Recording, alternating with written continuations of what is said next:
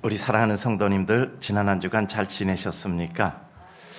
저도 역시 우리 성도님들께서 기도해 주시고 또 우리 하나님의 은혜로 건강하게 아주 잘 지내고 이렇게 주일을 맞이해서 오늘은 특별히 교회 모든 성도들이 같이 모여서 예배를 드리게 돼서 너무 기쁘고 감사합니다. 그동안 코로나19 전염병과 여러 이러저러한 상황으로 말미암아 저희가 예배당에서 예배를 드리지 못하고 모든 성도들이 온라인으로 예배를 드리다 이렇게 이른 아침 일부 예배 시간부터 시작해서 우리 성도들이 함께 예배를 드리고 있다는 것을 바라보고 생각하며 마음에 큰 기쁨과 한없는 하나님의 은혜를 느낍니다. 역시 우리 예수 믿는 사람들은 예배당에 와서 예배 드리는 것이 더 큰 기쁨이지요. 오늘도 하나님을 사랑하는 주의 성도들에게 하나님의 은총과 기쁨과 감격이 임하시기를 주의 이름으로 축복합니다. 또 오늘 어쩔 수 없는 여건이 되어서 가정에서 이렇게 온라인으로 예배를 드리고 있는 성도님들, 그 마음의 애틋함을 압니다. 우리 또 같이 예배 드릴 수 있는 이와 같은 여건과 은혜가 주어져서 함께 예배 드릴 수 있고, 또 오늘도 각 가정에서도 또 같은 주의 영의 역사가 함께 임하심을 우리는 믿고 하나님의 은혜로 축복합니다. 이제 여러분들 요즘 예배당에 오시면요, 요즘 우리가 이렇게 교육관 각 예배실에서 7개로 나누어서 예배를 드립니다. 그런데 이제 교육관 문을 딱 나서게 되면 예배당 현장 공사장이 우리들에게 보이게 됩니다. 그동안 지루했던 지하 공사의 모든 과정이 다 마치고 지상층에 올라가기 시작하니까 그것이 아주 정말 듣던 대로 속도가 나는 것을 우리는 보고 있습니다. 현재 지하 5층, 지상 4층, 지하 4층, 지상 5층 9개 층 중에서 7개 층이 건축이 되고 있습니다. 그래서 이제 나머지 지상 4층, 5층 2개 층만 건축을 하게 되면 골조 공사 마치고 내장과 외장, 그리고 음향, 조명, 기타 기물들 반입하게 되면 모든 공사가 마쳐지게 됩니다. 현재로는 연말을 목표로 했지만 올해 52일간의 비가 왔대요, 여름에. 그래서 공사가 조금 늦어져서 혹시라도 늦어지면 1월 말쯤 가지 않겠는가 생각은 하고 있는데, 그것은 또 여러 여건에 따라 조금 가변적일 수 있겠죠. 좀 더 빨라질 수도 있고 조금은 며칠이라도 늦어질 수도 있고, 그러나 우리는 그와 같은 시기쯤을 생각해 보며 기다리고 기도하고 있습니다. 저희가 예배 드리고 이제 또 거기서 몇 달 지나면 저희 30주년이 되어서 그때 우리가 예배당 봉헌 헌당 예배를 드릴 수 있으리라 생각을 합니다. 뭐 같이 입당하는 날 헌당 예배 드려도 되고요. 또 그래도 30주년이니까 그때 더 또 우리가 모양 갖추어 예배를 드리면 되지 않겠나 하는 생각을 가집니다. 요즘 이렇게 예배당이 지어지는 모습을 보면서 참 감사한 것이 있습니다. 전혀 예기치 못했던 이와 같은 전염병의 상황으로 성도들이 다 예배당에 나오지 못하는, 또 온라인으로 예배를 드려야 되는 이와 같은 안타까운 상황이지만 저 예배장이 하루도 중지되지 않고 계획한 대로 다 진행되고 아무것도 염려하지 않고 우리가 오직 안전하게 시공되고 또 그 예배당에 다 지어질 때만 편안하게 기다릴 수 있다는 것이 얼마나 감사한가 하는 생각을 합니다. 만약에 준비가 되지 않았다면 상당히 예기치 못한 사건으로 어려울 뻔했는데, 우리 성도들이 미리 준비하셔서 헌신하시고 또 마음의 간곡한 기도와 애쓰심으로 하나님의 나라와 그 영광을 위해서 기도하고, 또 우리 자신도 주의 성전으로 만들어지길 위해서 우리의 인격과 믿음을 위해서 기도하고 있고, 또 하나님의 축복이 우리의 가업과 가산에 임하기를 기도하는 마음으로 이와 같이 살고 또 그렇게 기도하고 있으니 우리는 감사할 뿐입니다. 특별히 예배당을 지으면 대부분 걱정하고 염려하는데, 저희는 걱정 염려 대신에 정말 하나님께 감사한 마음만 가지고 완공할 수 있음을 기다려서 너무 감사합니다. 우리 성도들의 애처로운 헌신과 그리고 애씀의 기도가 미리 있었고 또 지금도 진행되고 있음을 특별히 감사하고 있습니다. 우리 성도님들 중간이지만 애씀을 꼭 취하하고 싶습니다. 올해는 전염병으로 인해서 우리가 모든 많은 것을 상실한 부분들이 있습니다. 그렇지만 봄은 소망하는 계절, 여름은 뜨거운 열정의 계절, 그리고 가을은 사색하는 생각의 계절이라는 것을 우리는 잠시 또한 느껴봅니다. 이러한 묵상의 시절에 우리는 우리 삶의 가장 중요한 것 한 가지를 또 한번 생각하고 깊이 묵고해 보려고 합니다. 예수를 믿는 삶이라는 것은 어떠한 삶인가 하는 것입니다. 또 우리가 예수를 믿는다는 것은, 우리가 예수를 믿는 믿음이라는 것은 구체적으로 어떤 것인가 하는 것을 생각해 보고자 합니다. 결국 그것은 십자가를 피해서는 생각할 수도 없고 또 이해하거나 그렇게 살아갈 수도 없는 삶이라는 것을 우리는 누구나 생각하게 됩니다. 십자가는 우리가 생각할 때 희생이고 헌신이고 구원이고 구원의 완성을 위한 고통의 지불입니다. 물론 십자가를 좋아하는 것은 구원의 상징, 사랑과 그리고 희망과 부활과 빛의 상징이기 때문입니다. 하지만 또 한편으로 부담스러운 것은 십자가는 고통과 대가를 치름이라는 것입니다. 제가 여러분에게 이 십자가에 대해서 설명하면서 한 가지를 언급하고 가야 되겠습니다.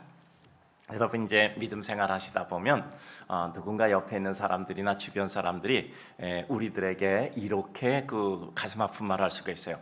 십자가는 사랑이고 예수 믿으면 모두를 사랑하고 오른밤 때리면 왼밤을 대라고 했으니까 당신 그렇게 살아야지 왜 당신은 이렇게 살아가고 있느냐라고 얘기하는 경우가 있어요. 교회는 왜 이렇게 또 진행하고 있는가? 그런 것이죠. 그런 것에 대해서 우리는 이렇게 여러분들 생각하세요. 부분 확대적, 지나친 부분 확대적 근본주의는 옳지 않습니다. 지나치게 한 부분을 확대해서 근본주의적으로 바라보게 되면 그것은 우리들에게 바른 진리에 도달할 수 없어요. 진리는 언제나 균형을 가져야 됩니다. 진리는 언제나 균형을 가져야 돼요. 그리고 어떤 한 부분을 가지고 전체를 폄하해서는 안 됩니다. 성도들은 사랑하며 살아야 돼요. 성도들은 용서하며 살아야 합니다. 성도들은 베풀며 살아야 돼요. 그러나 그것을 강요하고 요구하는 것은 아닙니다. 그들의 삶 속에서 하나님의 은혜 가운데 열심히 일도 하고 그리고 사랑하고 베풀고 그것을 기쁨으로 살아가고 있지만 그러나 그들에도 균형의 또한 추가 있습니다. 즉 인간으로 가지고 있는 모든 성정들이죠. 그것을 언제나 균형 속에 수고하고 애쓰고 노력하는 삶이지 그것을 강요를 받는 삶은 아니라는 것입니다. 그리고 그렇게 말할 수 있는 분은 예수님 한 분뿐입니다. 본인이 예수님처럼 살면 그렇게 말할 수 있어요. 그 말을 하는 사람이 본인이 예수님처럼 살고 예수님이면 그렇게 말할 수 있습니다. 그러나 예수님 아닌 분은 그렇게 말할 수 없어요. 본인이 그렇게 살기를 노력하고 있으셔야 됩니다. 그것은 남에게 강요할 수 있는 것이 아니에요. 우리는 성도끼리도 마찬가지입니다. 다른 사람을 볼 때 저 사람의 말씀의 뜻을 따르지 않아 라고 생각해서는 안 됩니다. 내가 그 말씀의 뜻을 따라야 합니다. 지나친 부분 확대적 근본주의의 강요는 죄고 악입니다. 따라서 우리는 그렇게 해서도 안 되고 또 그런 강요에 대해서 우리는 마음의 부담을 느낄 필요가 없습니다. 다만 우리는 예수님을 바라보며 그렇게 믿음으로 살기를 애쓰고 노력하는 것이지 그와 같은 강요를 받아서 우리는 억지로 부분에 침몰되어 전체적인 삶의 매몰과 낙심의 지경을 이룬다면 그것은 우리는 진리를 추구하는 도는 아닙니다. 진리는 강요에 의해서 되는 것이 아니라 그것을 실천하고 애씀에 의하여 이루어지는 하나님의 백성입니다. 요즘과 같은 시대에서 우리 성도들이 그러한 요구를 받을 때가 있는데 이것은 진리가 아닙니다. 그와 같은 말씀을 하실 분은 예수님이고 우리는 그런 삶을 살기 위해서 노력하는 분이고 그것을 강요하는 사람들은 자기가 그렇게 사는 것이 자기의 삶을 통해서 누구에겐가 가르치는 것이 올바른 것입니다. 따라서 우리 성도들은 어떠한 경우에도 이 세상에서 위축되거나 혹은 어떠한 경우에도 우리에게 옳지 않는 강요에 의해서 마음이 상심당하실 필요는 없습니다. 그리고 우리는 그럼에도 불구하고 우리가 믿음을 가진 사람으로 그렇게 살기를 애쓰며 가슴 아파하며 우리는 하나님의 은혜를 향하여 추구하는 은총의 백성들이 되어야 하는 것입니다. 진행합니다. 우리의 믿음이 뜨거울 때는 십자가는 감격스럽고 자랑스럽고 기쁜 것이지만 우리의 믿음이 식어질 때면 십자가는 부담스럽고 힘겹고 삶의 짐이 되는 아픔이기도 합니다. 그러나 분명한 것은 누구나 성도라면 이 십자가를 부인하거나 거부할 수가 없습니다. 오히려 우리가 건강한 성도라면 그 십자가가 멀리 갈보리 언덕 위의 십자가일 뿐 아니라 지금 당장 내 앞에 있고 그리고 내가 달려가 가슴에 품고 얼싸 안고 입 맞추고 감격할 십자가라는 것입니다. 갈보리의 십자가는 우리들에게 있어서 모든 평안과 모든 영화로움을 주는 십자가가 아니고 우리에게 있어서 아픔과 시련을 주는 것이지만 그것을 통해서 우리에게 부활의 기쁨과 감격과 빛을 주는 십자가입니다.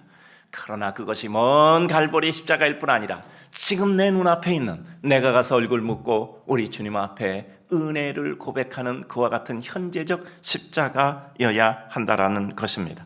이제 오늘 그 십자가에 대해서 생각해 보려고 합니다. 사도 바울은 오늘 본문 말씀에서 이 유대인들이 할례를 강요하는 것에 대해서 생각합니다. 그들이 십자가의 고난을 피하려고 그 명분을 삼아서 할례를 강요하죠. 그러나 그들에게 예수 그리스도를 믿는다는 것으로 말미암아 할례를 받지 않는 자들에 대해서 핍박하는 자들조차도 율법대로 살지 아니하며 자신들이 오직 주장할 뿐입니다. 자신들이 예수 그리스도의 가르침을 따르지 아니하며 다른 이들에게 예수 그리스도께서 말씀하신 것 중에서 인생을 공격할 만한 그들이 지키지 못하는 것을 공격하는 것은 그것은 회칠한 무덤일 뿐이지요. 사도 바울은 그러므로 그 본질에 대해서 정확히 말씀하고 있습니다. 따라서 우리들에게 우리가 자랑할 것은 어떤 유대인의 할례가 아니라 우리는 오직 예수 그리스도의 십자가만이라고 말씀하고 있습니다. 이것은 우리는 마음대로 살아도 된다는 것이 아니라 우리는 그 예수 그리스도의 십자가만을 자랑하는 하나님의 백성이기 때문에 할례나 세상의 다른 어떤 것을 기준 삼아서 우리들이 공격을 당하거나 또 그것을 피하기 위해서 우리는 일부러 그러한 일을 해야 할 일은 없다라는 것입니다. 그러므로 우리는 십자가를 사이에 두고 세상과 자신이 각각 못 박혀 이제는 더 이상 세상의 애틋함을 사모하는 처지가 아니라 그것을 넘어선 하나님의 백성으로 감격과 당당함 그리고 그 이상의 감동이 있음을 보여주어야 합니다. 여러분, 세상에서 내가 믿음대로 살지 못해서, 세상에서 내가 온전한 헌신을 못해서, 내가 온전한 사랑을 못해서 위축되는 삶이 아니라 그것을 위하여 이루기 위해서 달려가는 기쁨과 감격 속에 살아야 되는 거예요. 내가 지금 주님을 따르는데 내 믿음이 아주 작아요. 그러면 내 믿음이 이것밖에 안 된다라고 낙심하고 두려워하고 공격받음을 위축으로 인하여 위축됨을 당하는 것이 아니라 내가 지금 이와 같은 작은 믿음이 있지만 하나님께서 이와 같은 작은 믿음을 주셨으니 이 믿음을 감사하며 더 큰 믿음으로 나아가야지 하고 앞으로 향하여 달려가는 믿음의 백성의 유장함이 있어야 함을 말씀하고 있는 것이죠. 이런 생각해 봅니다. 때때로 문득 모든 일이 좀 잘 되면 우리 마음에 나는 십자가 없이도 평안할 수 있는 것 아닌가 하는 유혹이 듭니다. 또 때로는 문득 모든 일이 좀 안 되면 나는 예수 그리스도의 십자가 품고 가는 하나님의 백성인데 왜 나에게 이런 어려움이 있을까 생각이 들 때도 있습니다.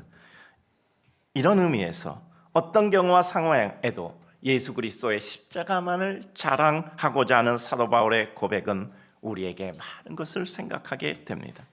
오늘 본문을 보면서 사도 바울이 유일하게 자랑한 십자가에 대해서 그리고 그 십자가를 자랑하는 삶에 대해서 그 삶이 우리의 삶이고 그 자랑이 우리의 자랑이기를 소원하며 하나님의 말씀을 진행해 보려고 합니다. 먼저 우리가 예수 그리스도를 믿는 믿음의 백성이라면 예수 그리스도가 못 박혀 죽으신 십자가만이 내 삶의 최종 소망이며 기쁨이어야 합니다. 우리 가슴 떨리는 소망, 십자가를 지고 싶어하는 가슴 설레이는 소망이 우리들에게 있어야 합니다. 우리는 초보적 믿음이었을 때는 예수를 믿어 우리의 어려움을 해결하고 마음의 평안을 얻고 그 기쁨에 거하는 것이 1차적인 소원이었습니다. 그러나 모든 삶의 일이 다 그러하듯 그 다음이 있는 것입니다. 우리 삶의 일용할 양식이 전부라면 예수 그리스도의 십자가는 우리의 필요를 채워주는 기복적 도구로 전락하고 마는 것입니다. 그 다음이 무엇이냐 이 말이지요.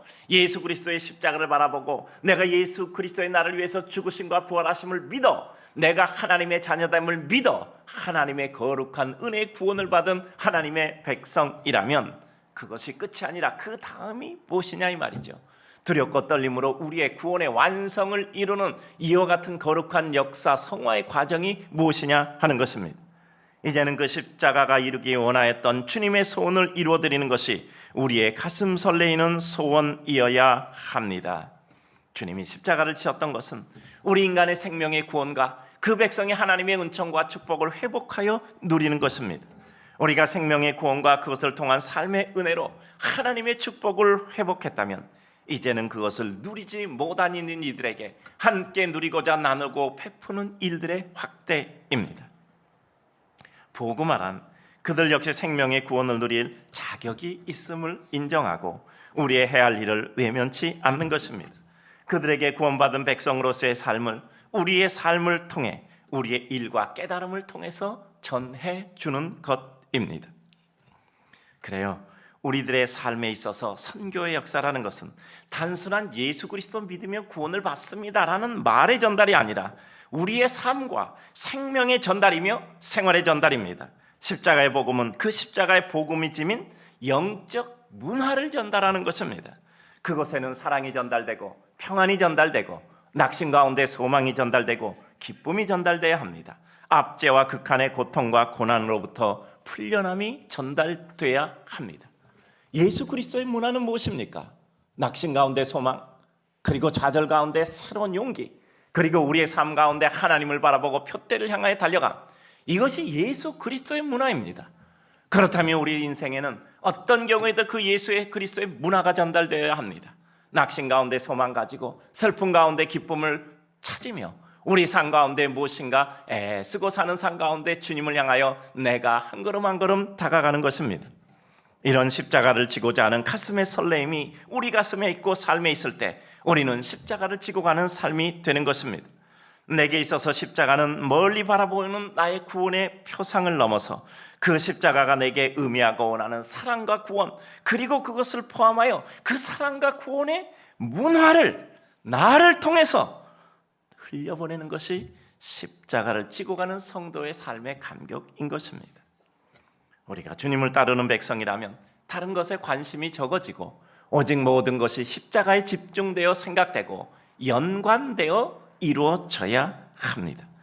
갈라디아서 6장 14절을 보면 그러나 내게는 우리 주 예수 그리스도의 십자가 외에 결코 자랑할 것이 없으니 그리스도로 말미암아 세상이 나를 대하여 십자가에 못 박히고 내가 또한 세상을 대하여 그러하다라고 말씀하고 있습니다. 혹시 내 삶이 지나치게 내 삶의 일상에 매여 혹은 너무 오랫동안 주님의 십자가와는 상관없는 십자가를 잊고 살지는 않았는가 생각합니다. 삶이 힘들지요. 삶이 어렵지요. 집중하지 않으면 외나무 다리에서 떨어질 수 있지요. 그러나 그 가운데서도 우리는 십자가는 잊지 않아야 합니다. 내가 십자가를 사이에 두고 세상과 내가 서로 못 박혀 세상을 한 수준 넘어서는 삶을 살고 있는 것은 내게 어떤 의미인가를 생각해야 합니다. 세상의 모든 것이 아직도 지나치게 나를 집착하게 하는 것은 아닌가? 또 생각하면 스쳐 지나갈 수 있는 바람과 같이 느껴져야 할 것들을 우리가 너무 마음에 애착하는 것은 아닌가 생각합니다. 아직 세상에 있으니까 의식하지 않을 수 없지요. 우리는 온전히 성화된 사람들은 아니니까요. 그러나 한순간적 의식도 주님의 십자가를 생각하면 그리 크게 느껴지지 않고 내 삶의 본질, 내 삶의 가장 중요한 나를 이끌고 가는 것은 십자가라는 생각을 하면 어느덧 우리 삶은 매우 가벼워지는 것이죠. 이제는 우리 삶의 가지치기가 이루어지는 것입니다. 우리 삶은 시간과 능력과 모든 것이 제한돼 있어서 어쩔 수 없는 선택일 수밖에 없습니다. 그리고 집중일 수밖에 없습니다. 우리가 어떤 사람이 성공적으로 살았다 하는 사람을 관찰하면 대부분 선택과 집중해서 성공한 거잖아요. 우리 삶에 너무 잡다한 일, 본질을 벗어난 다른 일들에 집착하다 보면 우리는 본질에 접근할 기와 힘이 없어요. 우리가 정말 어떤 일에 집중하지 못하면요, 목적지 앞에서 깨달았다 하고 목적지를 이루기 전에 우리는 이미 기운이 빠져서 죽는 겁니다. 그래요, 이제 우리는 우리 삶의 모든 것을 십자가와 그것을 이루는 삶에 집중해야 합니다. 그것이 이 세상에서 우리가 전혀 사는데 지장이 있다는 것을 말하지 않아요. 우리의 작은 마음과 몸짓이 무엇을 이루겠는가? 그러나 그것이 주님의 손에 들려 쓰임 받을 때 우리의 삶은 전혀 다른 은혜와 능력을 이루는 것입니다. 여러분, 우리 삶 10번 뒤집히잖아요. 10번이요? 100번 뒤집히잖아요. 그때 우리들에게서 가장 중요한 것은 무엇입니까? 우리 심정이잖아요. 내 마음이 흔들리지 않고 또 일어나고 또 일어나고 또 일어나고, 그야말로 불굴의 의지를 가지고 하나님의 은혜로 일어나 마침내 우리의 삶에 가야 할 곳에 이르는 것, 이것은 예수 그리스도의 십자가로 받은 사명과 은혜를 이루고자 하는 삶의 꿈을 이루는 자의 모습입니다. 내 삶의 모든 것이 과연 주님의 십자가와 관련되어 있는가 하는 것은 우리 삶이 숨쉬고 있는 한 끊임없이 우리들에게 도전되고 확인되어져야 합니다. 날마다 부담이 아닌 기쁨으로 기대되는 십자가여야 합니다. 마태복음 16장 24절을 보면, 이에 예수께서 제자들에게 이르시되 아무든지 나를 따라오려거든 자기를 부인하고 자기 십자가를 지고 나를 쫓으라고 말씀하셨습니다. 이런 말씀 들으면 부담스럽잖아요. 예수 믿으면 소원이 이루어지고, 예수 믿으면 기도의 제목이 이루어지고, 예수 믿으면 내 어려운 상황 헤쳐지고, 예수 믿으면 나사로야 나오너라 하신 말씀처럼 무덤에서 나와서 풀어놓아 다니게 하라 그래서 우리 자유롭게 다니고, 그거 우리 좋잖아요. 우리 그렇게 하고 싶어요. 또 그렇게 돼야 됩니다. 그러나 또 한편 아까 말씀드렸죠, 우리 인생에 가장 중요한 게 뭐냐? 균형. 자연의 섭지도 순환 속에 균형을 이룬다고 말씀드렸죠. 삶의 가장 중요한 건 균형이란 말이에요. 그에게 요구하려면 내가 그것을 실행하고 그에게 요구해야 돼요. 나도 못하는 것 상대에게 요구하는 건 범죄예요. 오늘 말씀하고 있잖아요. 자기도 지키지 못하는 율법을 다른 사람에게 강요하고 있는 거란 말이에요. 그러니까 우리 인생에 있어서 가장 중요한 것은 균형이거든요. 그렇다면 우리 삶 가운데 예수 그리스도로 말미암아 이룰 수 있는 이와 같은 영광의 축복과 은총을 누리기 원하면, 우리는 예수 그리스도로 말미암는 고난과 아픔과 시련도 우리가 기쁠 수 있어야 합니다. 이때 주님의 십자가를 지는 것이 부담이 아니라 우리에게 기쁨의 기대가 되어야 합니다. 여러분, 오늘 아침에 이렇게 예배에 참석하시면서요, 기대가 되셨습니까? 아니면 아이고 언제 끝나나라고 생각하고 계십니까? 우리 삶은 바른 생각의 결정에 의해서 같은 행위가 기뻐질 수도 있고 그렇지 못하고 슬퍼질 수도 있어요. 똑같은 상황인데 이게 기쁨의 상황이 될 수도 있고, 똑같은 상황인데 이것이 슬픔의 근원이 될 수 있어요. 이걸 뭐라고 부르죠? 가치평가라고 부릅니다. 어떤 것이 있을 때 어떻게 가치를 평가하는가에 따라서 그것이 기쁨일 수도 슬픔일 수도 있는 겁니다. 그래서 우리는 참된 은혜를 입어야 합니다.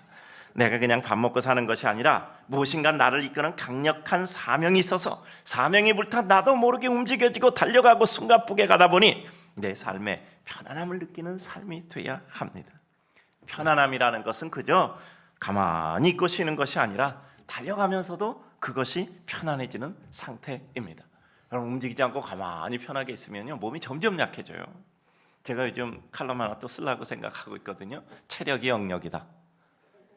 전 보니까 체력이 영역이더라고요. 기운이 없으면 기도도 잘 못하겠어. 여러분 안 그런가요? 기운이 없으면 기도도 잘 못하겠어. 체력이 영역이더라고. 그러면 우리가 뭔가 움직여야 되잖아요. 힘들어도 움직여야 되잖아. 그런 것처럼 우리는 예수 그리스도의 시련과 고난을 감당함으로 말미암아 오히려 그것이 기쁨이 되고, 그것을 통해서 십자가와 상대편 쪽에 있는 이와 같은 부활의 빛과 영광을 누리는 거예요. 이 십자가와 부활이라는 것은 우리들에게 있어서 균형이잖아요. 십자가의 시련과 고난, 아픔, 깨달음, 그것을 통해서 부활의 빛과 영광과 선포, 이와 같은 것들이 우리들에게 이루어지는 것이죠. 그 다음, 십자가 외에 어떤 일도 우리 성도들은 낙심해서는 안 됩니다. 제가 다시 한번 말씀드릴 테니까 아멘 하세요. 십자가 외에 어떤 일도 낙심해서는 안 됩니다. 그래요. 왜 우리는 삶의 십자가도 아닌 것 때문에 낙심할까요? 빗나갔기 때문에 그래요. 삶의 기준과 목표가 잘못 설정해서 열심히 달려갔는데 빗나가는 거예요. 여러분, 죄라는 말, 하마르티아라는 말의 근원의 뜻은 뭐냐면 빗나갔다는 뜻이에요. 화살이 관역을 벗어났다는 거예요. 그냥 아무리 그 화살이 가도 목적지에 도달하지 못하고 힘들어지면 그냥 바닥에 뚝 떨어지거나 엉뚱한 데 꽂히는 거예요. 우리가 엉뚱한 기대를 하니까 우리가 낙심하게 되는 겁니다. 예수님이 십자가에 달리신 후에 제자들은 실망했어요. 숨어 지냈고 다시 전의 삶으로 돌아갔습니다. 실망한 거죠.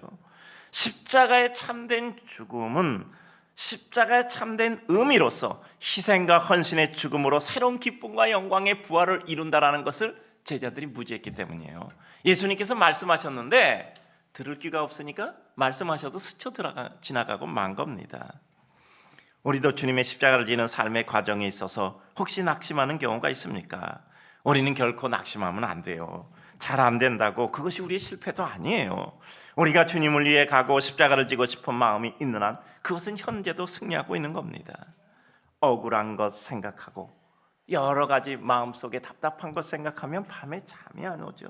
정말 한번 내지르고 싶겠죠. 그러나 그것을 넘는 더 큰 힘이 우리를 자신 있게 하기에 기다리는 것입니다. 그리고 주님이 나팔을 불면 우리는 기도원의 용사처럼 단 한순간에 주님의 뜻을 이 땅 위에서 성취하는 겁니다. 여러분 그렇지 않습니까? 10년 기도한 것이 한순간에 이루어지잖아요. 하나님의 응답으로. 그렇지 않습니까?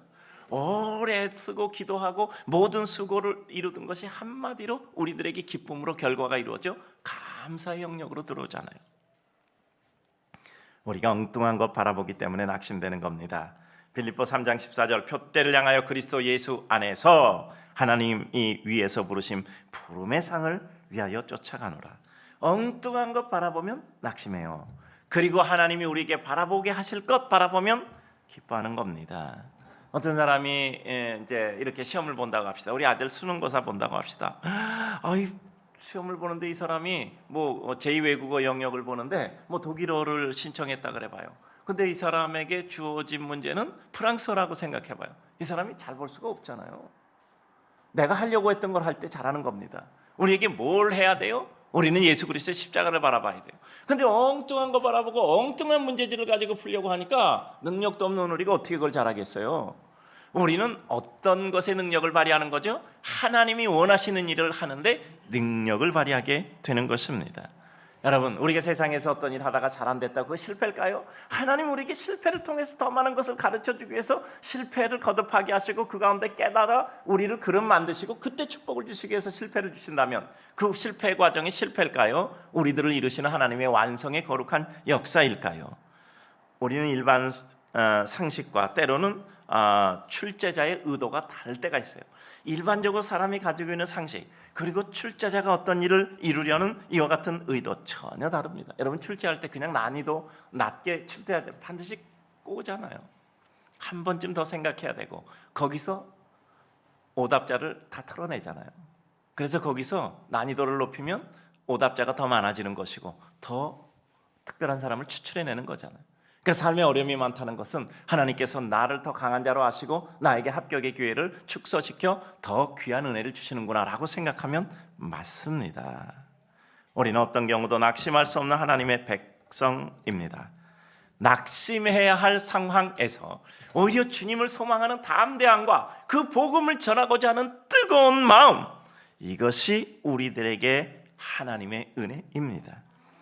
감옥에서도 복음과 함께 고난을 받으라고 간곡히 부탁했던 사도 바울, 디모데후서 1장 8절을 보면 그러므로 내가 우리 주의 증거와 또는 주를 위하여 갇힌 자 된 나를 부끄러워 말고 오직 하나님의 능력을 쫓아 복음과 함께 고난을 받으라. 여러분 이게 사도 바울이 그의 사랑하는 믿음의 아들 제자 디모데에게 한 얘기입니다.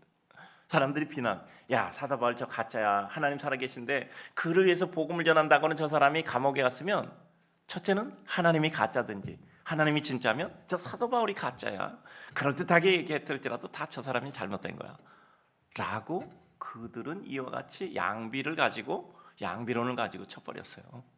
여러분 한번 생각해 보세요. 우리들의 삶에 있어서 정말 이럴 때 위축돼서는 안 돼요. 여러분 이런 세상 가운데 여러분 위축되면 안 돼요. 야 하나님 살아계셔? 하나님 살아계시면 이렇게 하겠어? 두 번째, 하나님 정말 살아계셔? 그렇다면 네가 엉터리 아니야? 네가 하나님을 살아계시면 너한테 네가 이렇게 하나님 믿음대로 산다면 네가 잘 돼야지. 네가 어렵다면 네가 엉터리잖아. 네가 한번 이런 시련을 이겨봐. 그거 사단이 하는 얘기예요. 그거 사단이 하는 얘기입니다. 여러분 절대 위축될 필요 없어요. 아까 말씀드렸죠? 지나치게 부분 확대적 근본주의 우리들에게 그 요구, 부분 확대적 근본주의 요구, 이건 우리들에게 절대 받아들여져서는 안 돼요. 모든 것이 이루어지면 전체 속에서 균형을 이루어야 됩니다. 여러분 생각해 보세요. 우리 중에 어떤 한 부분만 딱 한다면 그거 되겠습니까? 우리들에게 한 부분만 하면 딱 되겠냐고. 여러분 지금 제가 입고 있는 옷 깨끗해 보이죠? 이거 매년 요맘때 되면 제가 입고 나온다는 거 알죠? 제가 가지고 있는 유일한 춘추복이 한 10년쯤 딱 요맘때 입는 것 같아요. 딱 요맘때 이제 한두 번 봄에 이렇게 입을 수 있는 기회가 주어지는 것 같아요. 근데 뭐 보니까 예배 때만 입으니까 지난 이제 봄에 요맘때하고 이제 봄에 뭐 한두 번 있겠죠. 근데 제가 지난 그 창립 기념일에 보니까 제가 창립 기념일마다 이 옷을 입고 나왔어.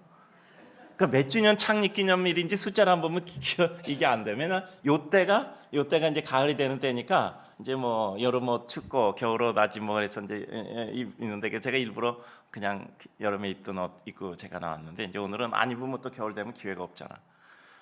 제가 어저께 그 이제 딱 이렇게 골라놨는데 세탁을 줄까 하다가 뭐 몇 번 안 입은 옷이라서 그냥 이렇게 제가 입어야 되겠다 해서 이렇게 걸어놨어요.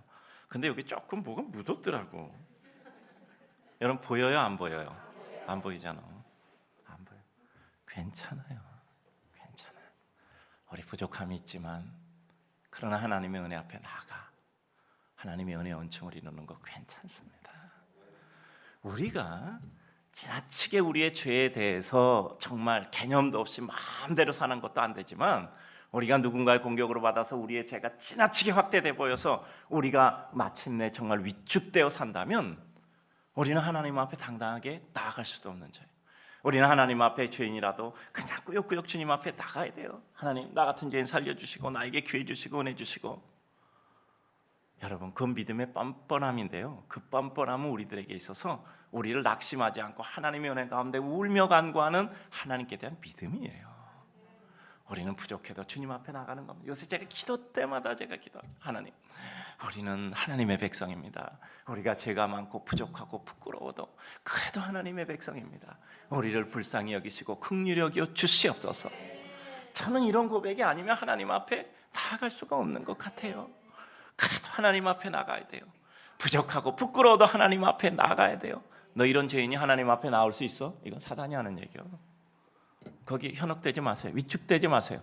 믿음의 백성들이 세상의 악한 자들에 대해서 위축된다는 것은 이건 사단의 개교란 말이에요. 그러니까 우리들은 하나님의 은혜로 당당하게 살아야 돼요. 그러면서 우리는 더욱더 우리가 하나님 앞에 내적으로 우리를 닦아가는 하나님의 백성으로서 삶의 책임과 의미와 의지를 가져야 돼요. 우리가 그냥 당당한 게 아니라 완전한 상태는 하지만 노력하는 모습이 우리 안에 있을 때 우리는 당당해지는 것이지요. 창피하지 말아야 돼요. 우리가 바른 길 가고 있다면 어려울수록 오히려 어려운 지경에서도 감사할 수 있는 하나님의 마음 주신 것을 감사해야 합니다. 십자가 외에 그 어떤 것으로도 낙심한다면 이것이 바로 불신입니다. 인생에 뭐 그리 힘들고 어려운 일이 있겠습니까? 당시에는 정말 더할 나위 없는 어려움이겠지만 좀 엎드려 있으면 마음 가라앉으면 또 그 바람 잔잔해지는 것 아닙니까? 시간이 치유해 주는 게 참 많아요. 시간이 치유해 주는 게 참 많습니다. 시간은 하나님께서 우리에게 주신 하나님의 은혜 선물이잖아요.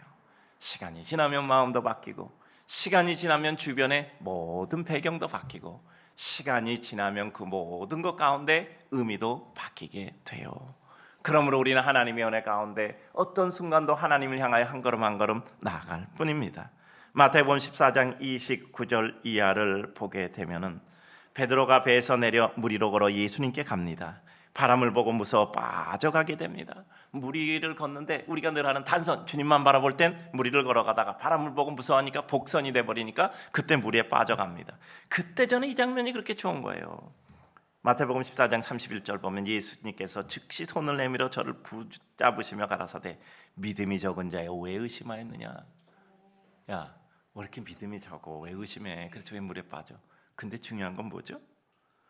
손을 내밀어 저를 붙잡으시며, 저는 이 장면이 너무 좋은 거예요. 손을 내밀어 저를 붙드시며. 그러잖아. 하나님은 우리를 혼내주셔도요 결국 우리를 품어주십니다. 믿음의 백성에게 이게 우리들에게서 용기의 근원이에요. 그래서 우린 100번 부족해도 그래도 낙심하지 않고 100번 주님 앞에 가는 겁니다. 우리가 뻔뻔스러운 게 아니라 주님을 그만큼 믿고 신뢰하는 거예요. 그래서 우리 믿음의 백성들은 하나님의 은혜 가운데 부족해도 주님 앞에 가며, 그러나 우리가 싸구려 복음을 믿는 게 아니기 때문에 정말 정당한 값을 치르기 위해서 애를 쓰며 주님 앞에 우리의 인격을 닮아가고 우리의 삶이 그리스도의 삶으로 바뀌어가기를 애쓰며 주의 역사를 이루는 것입니다. 우리가 주님의 십자가를 부인한다거나 거부하면 부끄러운 일입니다. 그러나 그렇지 않은데도 세상 일 좀 안 된다고 낙심한다면 그건 불신앙이에요. 마지막으로 십자가를 짊어짐이 우리의 기쁨이며 또한 자랑이어야 합니다.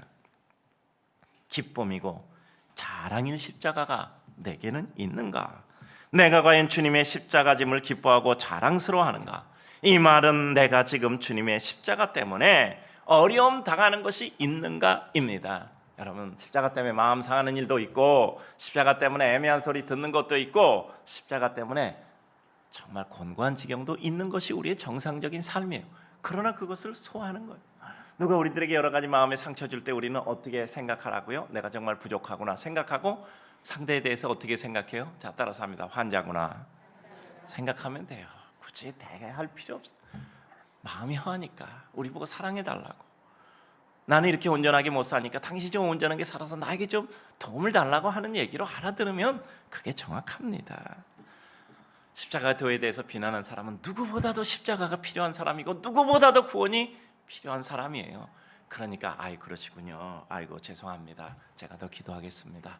제가 더 도움드리는 사람이 되겠습니다. 라는 마음 가지고 정중하게 인사하고 또 그런 마음이 우리들에게 실제로 이루어져야 해요.